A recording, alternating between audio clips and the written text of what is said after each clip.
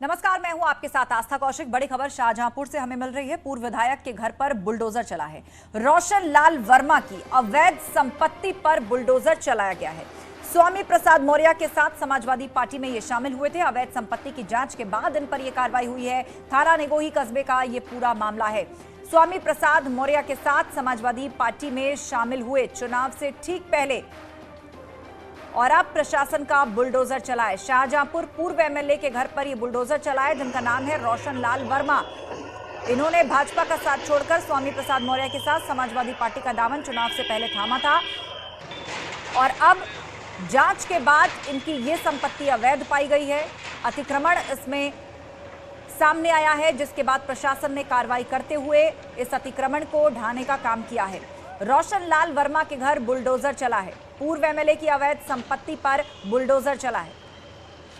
दीप श्रीवास्तव से उस पर अपडेट लेते हैं। दीप, बताइएगा कितने बड़े पैमाने पर यह अवैध संपत्ति थी, और क्या बुलडोजर चलने से पहले कोई नोटिस रिसीव हुआ था पूर्व विधायक को? आपको बताना चाहूंगा कि ये 2 दिन पहले यहाँ पर राजस्व और पुलिस विभाग की टीम पहुंची थी, और जहाँ पर उन्होंने जमीन की जांच की थी, और इस जांच में ये पाया गया है कि ग्राम समाज की जमीन और पुलिस विभाग की जमीन इसमें पाई गई है। और इसके बाद एसडीएम के तहत एसडीएम ने इस पे कार्रवाई की है, और आज सुबह पुलिस बल पूरा पहुंचा, जहां पर बुलडोजर के जरिए ये जो साई बिल्डिंग है, इनकी अवैध संपत्ति है, इसको तोड़ा जा रहा है। लगातार वहां पर मॉनिटरिंग की जा रही है। वहां के अधिकारी और एसडीएम मौके पर है।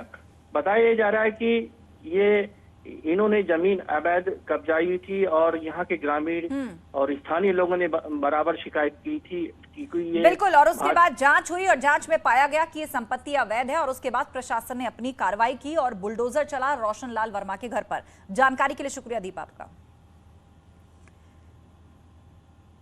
तो अतिक्रमण पर प्रशासन का बुलडोजर लगातार चल रहा है। शामली की बात करें तो 4 अवैध कॉलोनीज पर बुलडोजर की कार्रवाई हुई है, जिनको प्रशासन की टीम ने पूरी तरह से ध्वस्त कर दिया है।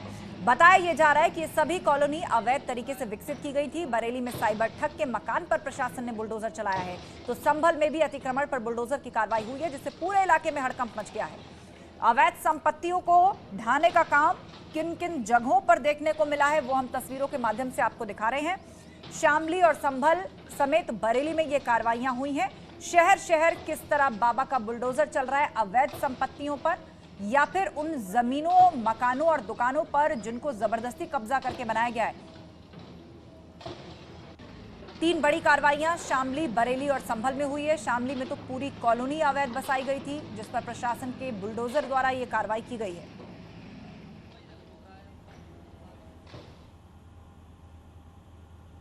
वहीं उन्नाव में भी नगर पालिका परिषद गंगा घाट ने सड़क किनारे अवैध अतिक्रमण पर बुलडोजर चलाकर अतिक्रमण को ध्वस्त कर दिया है। बुलडोजर चलाने से अवैध कब्जा करने वाले दुकानदारों और स्थानीय लोगों में अफरा तफरी मच गई है। करीब 2 घंटे चले इस अभियान में 10 से ज्यादा अवैध कब्जों को ध्वस्त कर कब्जा मुक्त कराया गया है।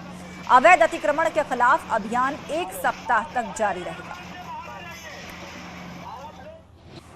इनफैक्ट नगर में जाम की समस्या को देखते हुए ये अतिक्रमण अभियान चलाया जा रहा है। इसका मुख्य उद्देश्य ये है कि जो लोग रोड पे हैं उनको रोड से किनारे विस्थापित किया जाए, ताकि आवागमन में सुविधा हो, आम यात्रियों को सुविधा हो। क्योंकि यहाँ पे जो नवीन गंगा पुल है उस पर एक आए दिन जाम लगता रहता है। इसकी वजह से अगर अतिक्रमण की वजह से जाम लगे तो ये बहुत ही खराब बात है। इसलिए पालिका लगातार इसमें अतिक्रमण अभियान चला रही है और आगे भी चलाएगी। तो अलग अलग जगहों पर बुलडोजर से कार्रवाइयां की जा रही हैं। अवैध संपत्तियों पर यह कार्रवाइयां हो रही हैं। बड़ी कार्रवाई शाहजहांपुर में भी हुई है, जहां पूर्व विधायक के घर पर बुलडोजर चला है। रोशन लाल वर्मा की अवैध संपत्ति पर यह बुलडोजर चलाया गया। आपको बता दें कि ये रोशन लाल वर्मा वही है जो स्वामी प्रसाद मौर्य के साथ सपा में शामिल हो गए थे चुनाव से पहले, और अब अवैध संपत्ति की जांच के बाद ये कार्रवाई की गई है। थाना निगोही कस्बे का ये पूरा मामला है। तस्वीरों में आप देख सकते हैं, ये जो 2 मंजिला घर बनाया गया है, इसको प्रशासन के बुलडोजर ने ढा दिया है।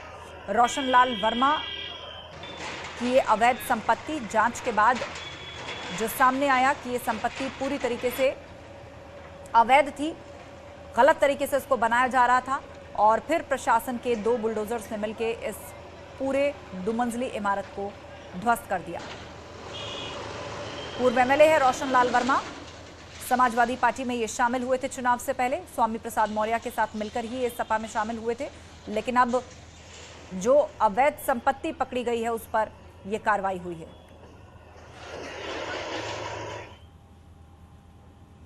और एक बड़ी खबर, तौकीर रजा का भड़काऊ बयान सामने आया है। बुलडोजर के एक्शन पर बयान दिया है तौकीर रजा ने और कहा है कि मुसलमानों को संभाल नहीं पाओगे। पीएम मोदी पर भी अभद्र टिप्पणी की है और कहा है कि महाभारत से कोई रोक नहीं सकता। तौकीर रजा कह रहे हैं ये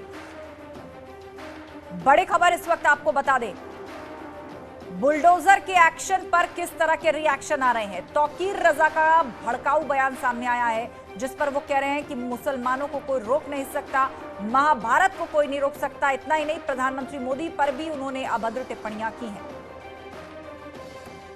इस किस्म के अन्याय अगर इस हुकूमत में होते रहे तो इस देशव्यापी जेल भरो आंदोलन को रोकना हुकूमत के बस की बात नहीं। और जिस दिन मुसलमान सड़कों पर आएगा उस दिन फिर किसी के कब्जे में नहीं आने वाला है, ये समझ लिया जाए। तो मैं हुकूमत को चेतावनी देता हूं, खास तौर से नरेंद्र मोदी सरकार को मैं चेता देना चाहता हूं कि अगर उन्होंने अपने इस तरीक़ेकार को फौरी तौर पर दुरुस्त नहीं किया और उनकी खामोशी, तुम सबके प्रधानमंत्री हो, तुम्हारे मुल्क में इस किस्म की बेईमानी हो रही है और तुम खामोश हो, ऐसा लगता है तुम महाभारत के धृतराष्ट्र हो।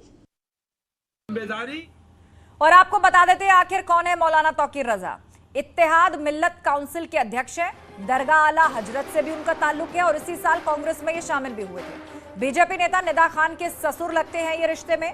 वो निदा खान जिन्होंने कुछ समय पहले बीजेपी ज्वाइन करने की जब इच्छा जताई थी तो समाज में उनका हुक्का पानी बंद कर दिया गया था, उनके खिलाफ फतवे निकाले गए थे, उन्हीं के ससुर हैं तौकीर रजा। निदा खान ने तौकीर रजा पर आरोप भी लगाए थे, उन पर धमकाने के आरोप निदा खान ने लगाए थे। और वही तौकीर रजा आप कह रहे हैं कि महाभारत को कोई रोक नहीं सकता, मुसलमानों को कोई रोक नहीं पाएगा। यह भड़काऊ बयान तौकीर रजा ने दिया। इतना ही नहीं, प्रधानमंत्री मोदी को भी लेकर अनाप शनाप बातें उन्होंने कही, अपशब्द कहे। और इस वक्त राजेंद्र अग्रवाल बीजेपी सांसद हमारे साथ फोन लाइन पर जुड़ गए हैं। राजेंद्र जी, कांग्रेसी नेता तौकीर रजा जिस तरह की भाषा का इस्तेमाल कर रहे हैं, साफ तौर पर ललकार रहे हैं और कह रहे हैं कि मुसलमानों को कोई रोक नहीं पाएगा। इतना ही नहीं, प्रधानमंत्री मोदी के लिए भी अपशब्द कहे गए हैं उनके द्वारा। मामला दर्ज होना चाहिए, कार्रवाई होगी उन पर। जो कुछ देश की आजादी के वास्ते कांग्रेस के नेतृत्व में वोट बैंक की राजनीति चली है, ये उसका विषफल है। ये कि आज वही भाषा मौलाना मौलवी बोलने लगे हैं जो विभाजन से पहले, देश की आजादी से पहले बोलते थे। और वास्तव में वोट बैंक की राजनीति ने पृथकतावाद को बढ़ा दिया है। ये केवल मोदी जी ने इस प्रकार की पहल की, सबका साथ सबका विकास, सबको साथ लेकर के चलने का न केवल कार्यक्रम बनाया बल्कि सबको सब समान रूप से सबके साथ व्यवहार हुआ। इसके अलावा कोई तरीका नहीं है देश के अंदर एक सूत्रता लाने का। कांग्रेस ने बराबर विभाजनकारी प्रवृत्तियों को बढ़ावा दिया है। इसके लिए कांग्रेस तथा अन्य जो दल हैं जो बराबर वोट बैंक की राजनीति करते हैं वो जिम्मेदार हैं। लेकिन इस समय मुस्लिम नेताओं को भी सोचना चाहिए कि वो इस प्रकार की बात करते हैं तो उनके प्रति समाज का क्या विश्वास बनेगा। ये तो उनको जरूर इस बारे में सोचना चाहिए। और जो लोग विभाजन की बात करते हैं उनको इस प्रकार की बात करने से बाज आना चाहिए। देश का विभाजन एक बार हो चुका, देश का विभाजन अब हो नहीं सकता है और इस प्रकार की ताकतों के साथ मजबूती से हमें व्यवहार भी करना पड़ेगा। और कांग्रेस भी सोचे कि इस प्रकार के विभाजनकारी लोगों को वो प्रोत्साहन न दे। बिल्कुल, तो इस तरह के लोगों को प्रोत्साहन नहीं मिलना चाहिए। समाज में अशांति और हिंसा और भड़काऊ बातें फैलाने की जो बातें गाहे बगाए सामने आती हैं, ऐसे लोगों पर कार्रवाई होनी चाहिए। बातचीत के लिए शुक्रिया। और इस वक्त हमारे साथ यूपी सरकार में मंत्री दानिश आजाद फोन लाइन पर जुड़ गए हैं। दानिश जी, तौकीर रजा बात कह रहे हैं कि मुसलमानों को कोई रोक नहीं पाएगा, अब महाभारत होने से कोई नहीं रोक सकता, देश के प्रधानमंत्री के लिए अपशब्द निकाल रहे हैं। अब सवाल यह है कि क्या कार्रवाई होगी? इस तरह की जहरीली और हिंसात्मक बातें कही जा रही हैं तो लगता है उनसे संपर्क टूट गया है। लेकिन आपको बता दें कि किस तरीके से तौकीर रजा ने ये जहरीले बोल बोले हैं। इत्तेहाद मिल्लत काउंसिल के वो अध्यक्ष हैं जो कि हाल ही में कांग्रेस में शामिल हुए हैं और उनका कहना है कि मुसलमानों को कोई रोक नहीं सकता, देश में महाभारत कोई नहीं रोक पाएगा। बीजेपी नेता निदा खान के वो ससुर भी हैं जिन्होंने उन पर कई गंभीर आरोप लगाए थे। वहीं अब से थोड़ी देर पहले ACS होम अवनीश अवस्थी ने कहा है कि भड़काऊ बयान देने वालों को नोटिस जारी किया जाएगा और 24 घंटे के अंदर संतोषजनक जवाब न देने पर उन पर सख्त कार्रवाई भी की जाएगी। कोई विवादित बयान देता है तो ये निर्देशित किया गया है कि 24 घंटे की नोटिस दें। अगर वो विड्रॉ करते हैं बहुत अच्छी बात है, नहीं विड्रॉ करते कानूनी कार्रवाई करते। सर उस पर लाउड स्पीकर जो है निर्धारित है, उनकी मात्रा क्या होगी डेसिबल वो निर्धारित है, उसका पालन सबको करना है। बहुत अच्छा होगा लोग स्वतः पालन करें, अगर कहीं कोई कठिनाई होगी तो पुलिस जो है सहयोग करेगी पालन कराने। तो ACS होम अवनीश अवस्थी ने साफ कहा है कि भड़काऊ बातें करने वालों को नोटिस इशू किया जाएगा। अगर 24 घंटे में सैटिस्फैक्टरी जवाब उन्होंने नहीं दिया तो फिर उन पर सख्त कार्रवाई होगी। तौकीर रजा का भड़काऊ बयान आपको एक बार फिर से बता देते हैं क्या कहा है। बुलडोजर से जो एक्शन हो रहे हैं अवैध संपत्तियों पर, माफियाओं दंगाइयों की काली कमाई पर या अवैध कब्जों पर, उसको लेकर उन्होंने ये बात कही कि अब महाभारत को कोई नहीं रोक पाएगा, मुसलमानों को कोई नहीं रोक पाएगा। आप खुद सुनिए किन लफ्जों का इस्तेमाल कर रहे हैं तौकीर रजा और किस तरह ये भड़काऊ बातें कह रहे हैं।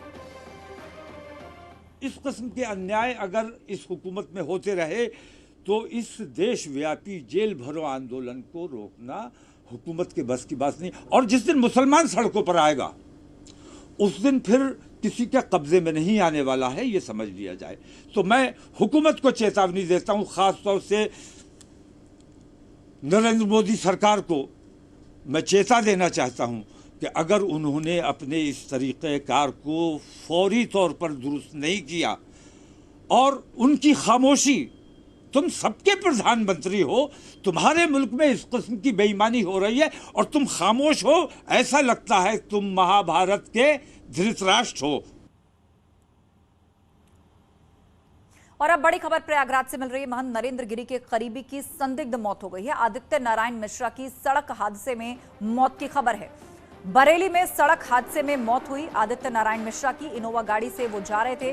संदिग्ध मौत पर सवाल उठ रहे हैं। बड़े हनुमान मंदिर में वो प्रसाद की दुकान चलाते थे। नरेंद्र गिरी की मौत के बाद हालांकि दुकान जो है वो बंद कर दी गई थी, लेकिन इनोवा गाड़ी से वो जा रहे थे और बरेली में उनका एक्सीडेंट हो गया। ये गाड़ी की तस्वीर देखिए, पूरी तरह से चकनाचूर हो चुकी है। इसके आगे का हिस्सा खत्म हो चुका है। इसी में सवार थे आदित्य नारायण मिश्रा और जिस तरीके से एक्सीडेंट हुआ उस पर लोग सवाल उठा रहे हैं और इस मृत्यु को संदिग्ध बता रहे हैं। और बड़ी खबर लखनऊ से, स्वामी प्रसाद मौर्य का निजी सचिव जिसकी गिरफ्तारी हो गई है। अरमान खान के कई साथी भी गिरफ्तार किए गए हैं। सरकारी नौकरी दिलाने के नाम पर ठगी का आरोप है। सैकड़ों युवकों से करोड़ों रुपए ठगने का आरोप है। हस्ताक्षर किए हुए 57 चेक बरामद हुए हैं। 5 फर्जी ID कार्ड, 22 फर्जी नियुक्ति पत्र भी मिले हैं। साइन किए हुए 57 चेक, क्या बरामदगी हुई है ये भी हम आपको बता रहे हैं। स्वामी प्रसाद मौर्य का PS गिरफ्तार हुआ है। और अब एक दिलचस्प खबर, लखीमपुर खीरी में चोर को AC का आउटडोर खोलना महंगा पड़ गया। दरअसल जब चोर चोरी की नियत से AC का आउटडोर खोल रहा था तभी कुछ स्ट्रीट डॉग्स ने नीचे उसे घेर लिया। स्ट्रीट डॉग के डर से चोर दीवार पर ही बैठा रहा, ना वो कूदकर भाग पाया और ना ही चोरी जिसे अंजाम देना चाहता था वो कर पाया। बाद में लोगों ने उसको पकड़ लिया और पुलिस के हवाले कर दिया। सदर कोतवाली से जुड़ा ये पूरा मामला है।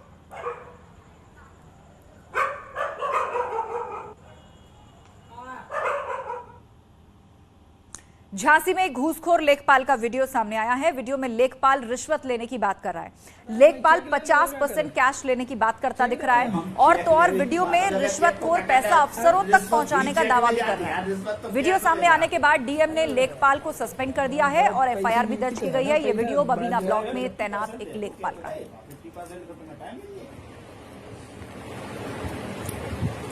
हम करें हम पहले बात करें और बाल साहब से ऐसी बात है, बोले बे हमें ये बात वही दी कर है। उनने जो कही कि भाई जैसे तुमसे हाल क्या वो दे वैसे ही तुमसे कह लो, जो है तुम आदेश ले आओ, पैसा दो। नहीं तो जैसे मान लो हम अबे गए, हमें ये DM साहब आज मिल गए। हाँ, अब हम तुम्हें चिड़गांव से थोड़ी बुलाएं कि ले आओ पैसा साहब को देने। हमें तो पैसा हाथ में व्यवस्था रखने पड़े, हमें कौन देना। समाजवादी परिवार की लड़ाई अब खुलकर के सामने आ रही है। शिवपाल यादव ने अखिलेश यादव को समाजवादी पार्टी के विधानमंडल दल से निकालने का चैलेंज दे दिया है। दरअसल बुधवार को अखिलेश ने शिवपाल पर तंज कसा था और कहा था कि बीजेपी में जाने वालों के लिए समाजवादी पार्टी में जगह नहीं है। न्यूज 18 से खास बातचीत में शिवपाल ने अखिलेश के बयान को गैर जिम्मेदाराना बताया और अखिलेश को यह चैलेंज दिया कि अगर ऐसी बात है तो विधानमंडल दल से निकाल दें।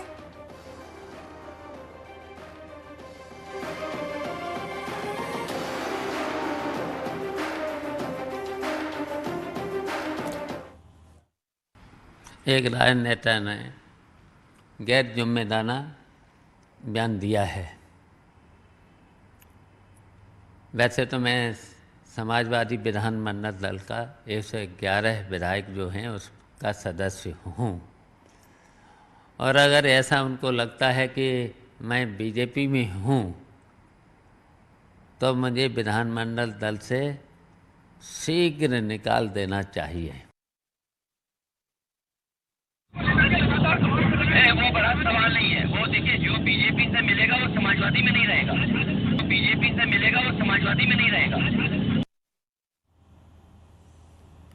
उधर शिवपाल यादव के बयान पर डिप्टी सीएम केशव प्रसाद मौर्य ने कहा कि विधानमंडल दल से निष्कासित करना या नहीं करना यह एसपी का आंतरिक मसला है, लेकिन हम तो ये चाहते हैं कि अखिलेश यादव भी भाजपा में आ जाए, समाजवादी पार्टी खत्म हो जाए। किसी भी नेता के किसी भी से भी मिलने या पार्टी में शामिल होना उसको नहीं कहा जा सकता।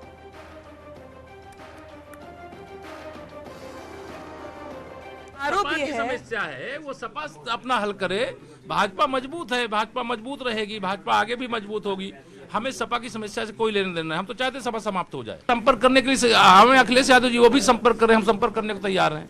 अगर शिवपाल यादव को निष्कासित कर देते अखिलेश यादव तो क्या ले लेंगे? उनका विषय है, मैंने कहा ये मेरा विषय नहीं, मेरी पार्टी का विषय नहीं है। कोई भी दल का कोई भी नेता हमारे मुख्यमंत्री जी से, हमारे पार्टी किसी नेता से आकर के हमसे लोग दिन भर मिलते रहते हैं, लेकिन दूसरे दल का होने का मतलब ये नहीं कि कोई एक नेता दूसरे नेता से नहीं मिल सकता। चुनाव के समय होता है, सरकार बनने के बाद सरकार में बैठे हुए लोगों से कोई भी मिल सकता है। उधर भारत यात्रा पर पहुंचे ब्रिटेन के प्रधानमंत्री बोरिस जॉनसन गुजरात में बुलडोजर पर बैठे हुए दिखाई दिए। वो यहां एक जेसीबी प्लांट के उद्घाटन के लिए पहुंचे थे। इस दौरान वो बुलडोजर पर बैठे दिखे। बुलडोजर जो कि इस वक्त देश में चर्चा का विषय बना हुआ है। अलग अलग राज्यों में अवैध निर्माणों पर बुलडोजर की कार्रवाई हो रही है। ऐसे में भारत दौरे पर आकर सबसे पहले गुजरात में वो यहां पर पहुंचे और जैसे ही बुलडोजर या जेसीबी के सामने और उसके ऊपर बैठकर उन्होंने तस्वीर खिंचवाई तो ये तस्वीर काफ़ी वायरल हुई। लोग इसको अलग अलग तरह से इस पर चुटकियां ले रहे हैं कि एक तरफ देश में अवैध निर्माणों पर जो कार्रवाई है उस पर इतनी डिबेट्स हो रही हैं, उस पर इतनी राजनीति हो रही है, और दूसरी तरफ एक जेसीबी प्लांट के उद्घाटन के लिए पहुंचे बोरिस जॉनसन जिस तरह उसी बुलडोजर पर बैठे हुए नजर आ रहे हैं। तो इसको लेकर लोग अलग अलग तरह की चर्चाएं कर रहे हैं, बातें कर रहे हैं, मुस्कुरा रहे हैं, चुटकियां ले रहे हैं। लेकिन आपको बता दें कि भारत दौरे पर ब्रिटेन के प्रधानमंत्री बोरिस जॉनसन हैं और वो सबसे पहले गुजरात आए हैं। यहाँ पर एक जेसीबी प्लांट का उन्होंने उद्घाटन किया है और इस दौरान वो बुलडोजर पर बैठे हुए नजर आए और यही वो तस्वीरें हैं जो इस वक्त काफ़ी चर्चा का विषय हैं। लोग इनके बारे में बात कर रहे हैं, तरह तरह के कमेंट्स कर रहे हैं, चुटकियां ले रहे हैं।